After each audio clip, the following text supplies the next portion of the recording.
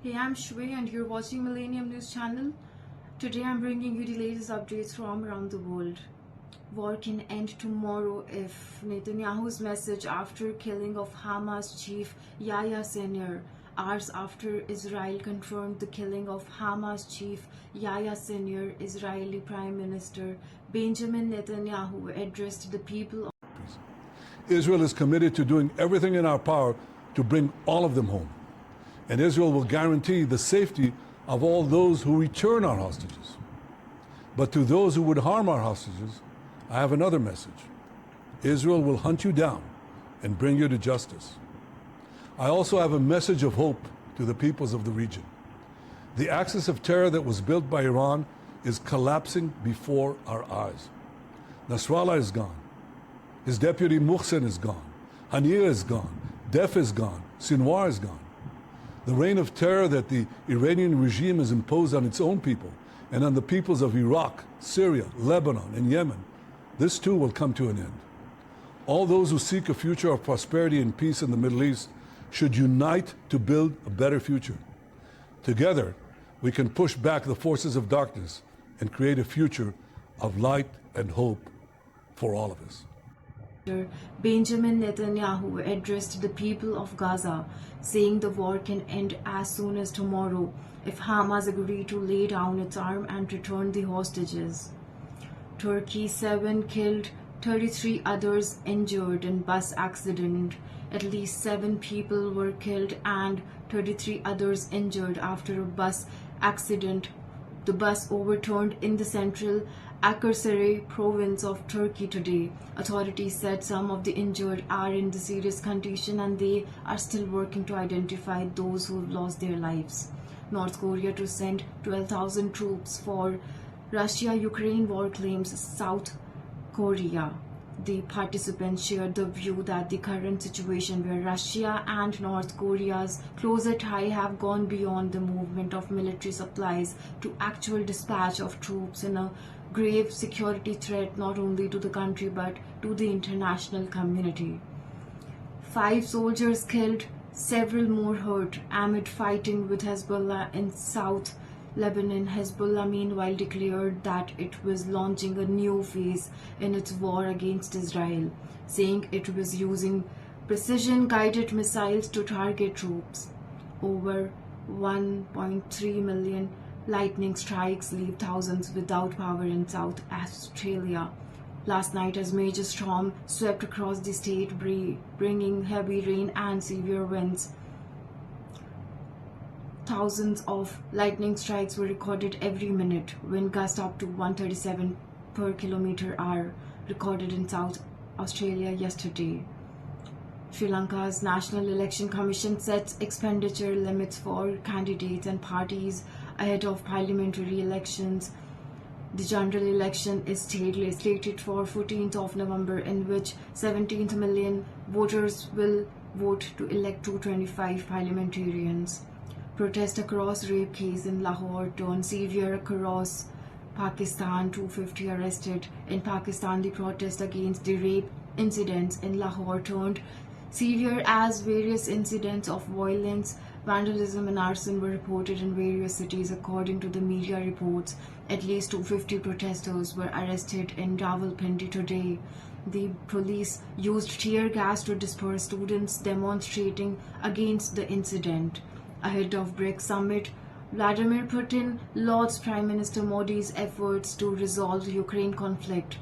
Russian President Vladimir Putin said on Friday that BRICS group is not anti-West, but it will drive much of global economic growth in the coming years due to its size and faster growth compared to Western nations.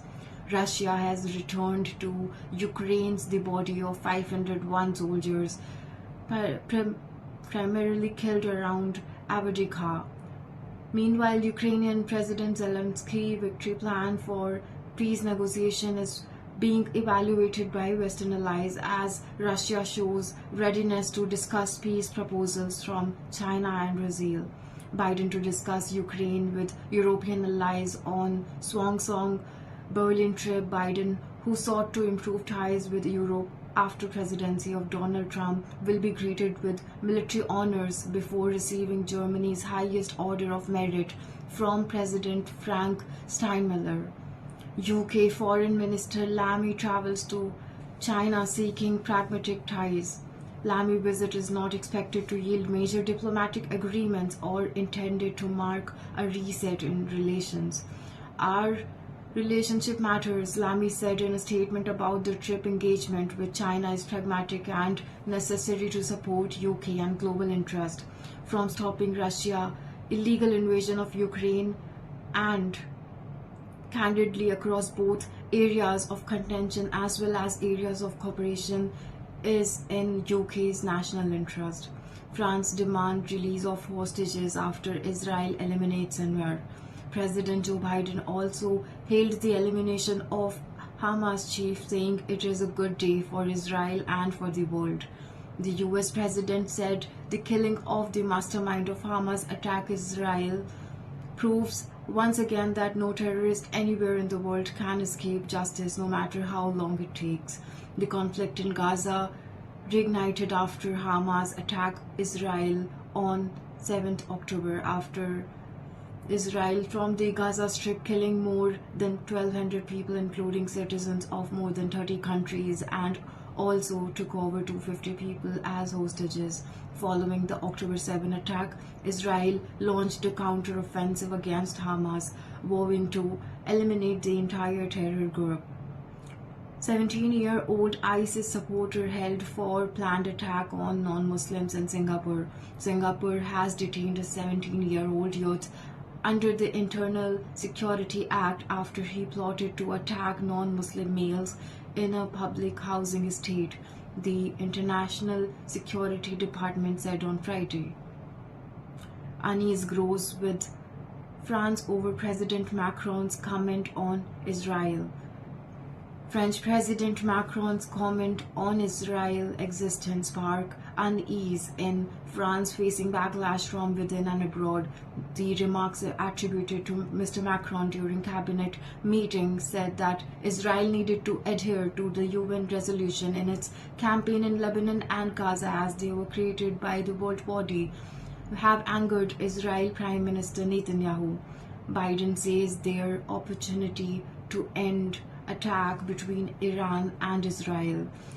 US President promotes possibility of working for a ceasefire in Lebanon, but says ending Gaza war is more difficult. Biden's latest comments signal a possible shift in the US stance. Last week, the State's Department suggested that it is no longer seeking a ceasefire between Hezbollah and Israel, saying the Lebanon group is on the back foot after the assassination of several of its leaders. EU seeks to reduce Africa's China dependency with funding plan. The European Union is selling its 150 billion investment plan for Africa as a way to help reduce the continent's reliance on Chinese loans that have saddled countries with debt. Tensions between India and Canada have implications on Sikh, North American Punjabi Association said.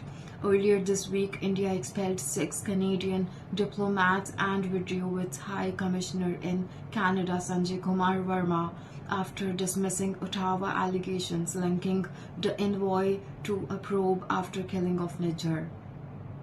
King Charles visit Australia as the country puts its republic debate on hold. Images of Britain's King Charles III are seen projected on the Sydney and Opera House on October 18. The royal arrives for a 6-day visit to Sydney and Canberra. China launches diplomatic protest with India over new Taiwan office in Mumbai. China urged India on Thursday to handle Taiwan issue with caution and avoid interference in the improvement of Sino-India relations. Following the opening of another Taiwan de facto consulate in Mumbai, China opposes moves by any countries it has ties with to engage in official contacts with Taiwan. China prefer Kamala Harris over Trump as US president.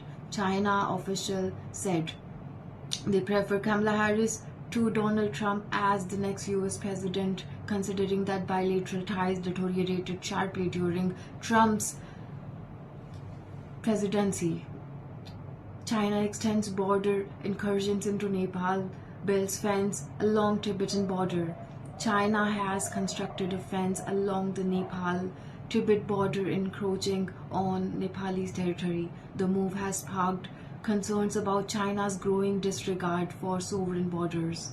Russia bans fruit and veggies from Kazakhstan after countries refuses to join BRICS. BRICS, the bloc of emerging economies of which Russia currently holds the presidency. Cuba sees island-wide blackout after power plant's failure.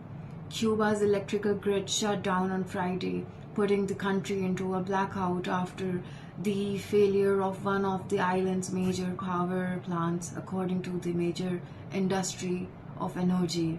At least 34 killed across the Gaza as Israel armies escalate assaults in North Gaza, Jabalia says the Israeli reports. The UN estimates that 4 lakh people are trapped in northern Gaza. Tolls rises 153 from Nigeria fuel tankers explosion. The death toll from a fuel tanker's explosion in northern side Nigeria has risen to at least 153 with another 100 people injured. Italy makes it illegal for couples to have a baby by surrogacy overseas. Italy's parliament made it illegal on Friday for couples to go abroad to have a baby via surrogacy, a pet project of Prime Minister Meloni's party, which activists say is meant to target same-sex partner since taking office in 2022. Meloni has high conservative social agendas, making it progressively harder for LGBTQ couples to become legal parents. Prince Harry and Meghan Markle eyes golden visa amid separation rumor. Prince Harry and Meghan Markle may secure a golden visa by purchasing property in Portugal. Following a recent visit, this golden visa would grant them access to European Union's Schengen area, allowing them to travel quite easily across the continent. 6 dead, 25 injured in Turkey bus accident. The bus was taking passengers from the western province of Balıkesir to the Cappadocia region, a popular tourist destination in central Turkey. Thank you for watching Millennium News channel. We'll be back after a short break.